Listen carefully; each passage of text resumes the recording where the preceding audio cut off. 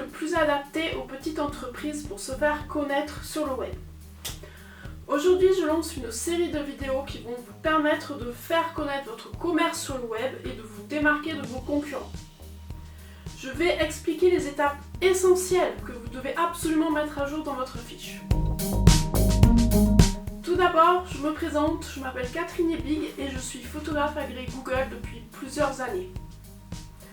À ce titre, je me suis déplacée dans des milliers de commerces et j'ai aidé de nombreux entrepreneurs à se démarquer grâce à la photo, à la vidéo, mais aussi aux visites virtuelles.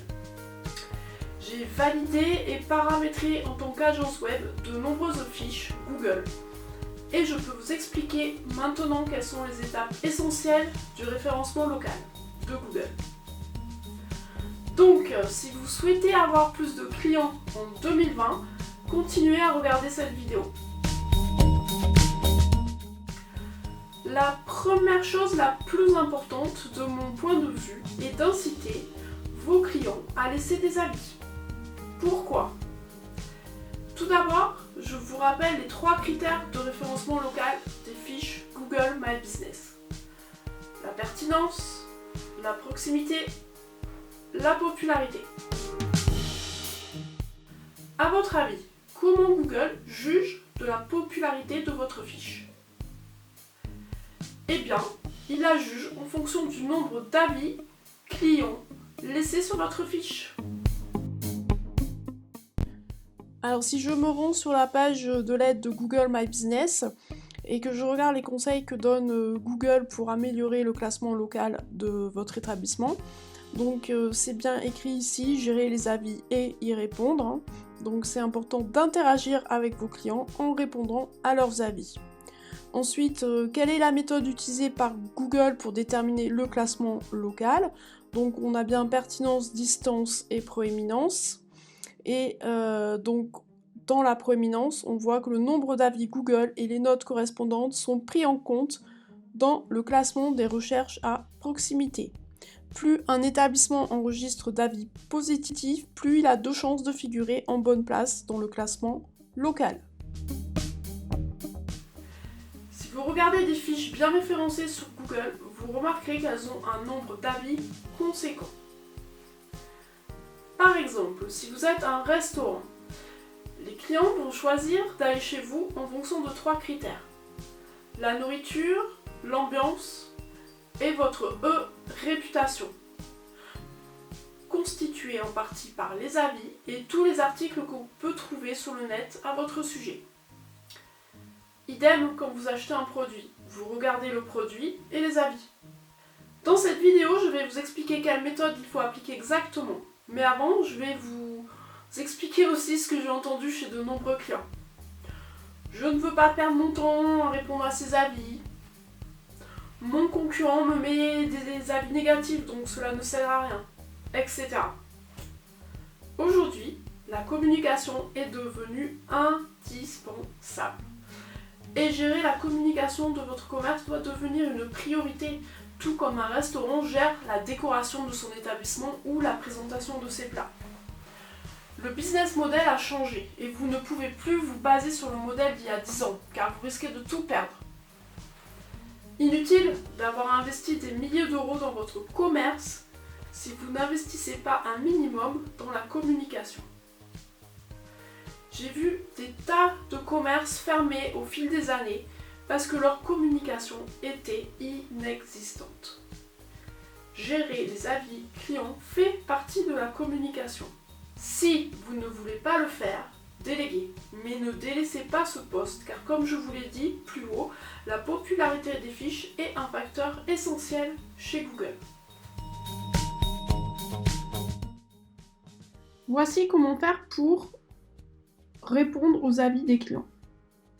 Vous allez donc dans votre fiche ici Google My Business. Ici vous allez sur avis et tout simplement vous cliquez sur réponse.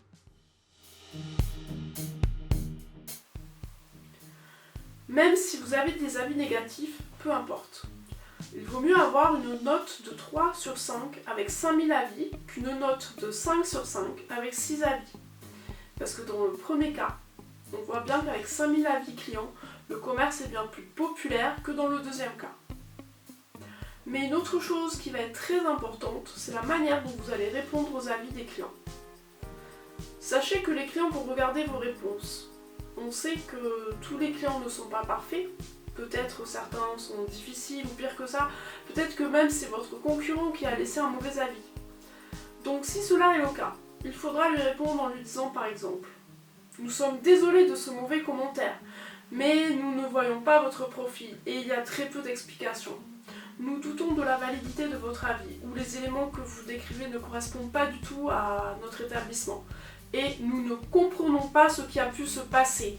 Et dans ce cas, vous auriez dû nous expliquer directement, car la qualité de nos prestations pour nous est une priorité. » Alors, comment répondre aux avis négatifs des clients ? Il faut essayer de répondre dans un délai de 24 heures. Et même si l'avis vous énerve, restez toujours courtois et poli.